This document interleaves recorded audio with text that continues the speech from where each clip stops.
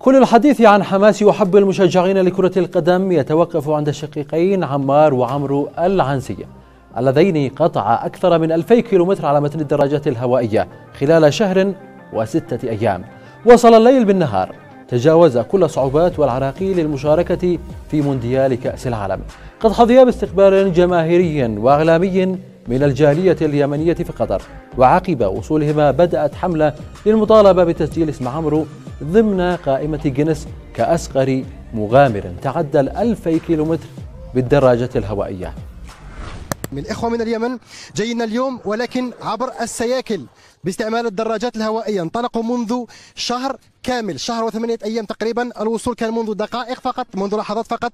معي أخي عمار العنسي من اليمن. عمار، مساء الخير ويا مرحبا في قطر.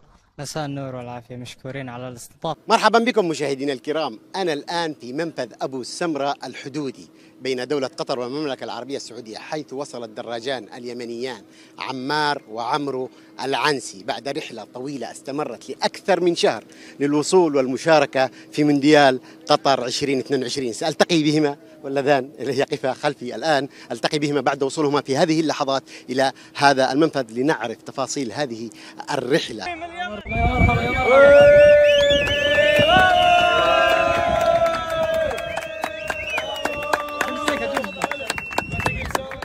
مرحبا يا مرحبا يا مرحبا.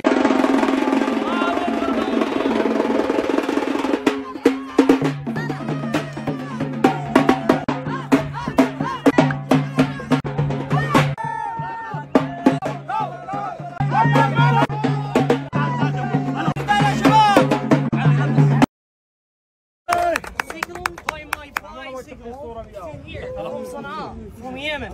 Even we are 2 seconds it is tough our life, but we are here and we are gonna pull our names and support Qatar. Here we are hands by hands to Qatar.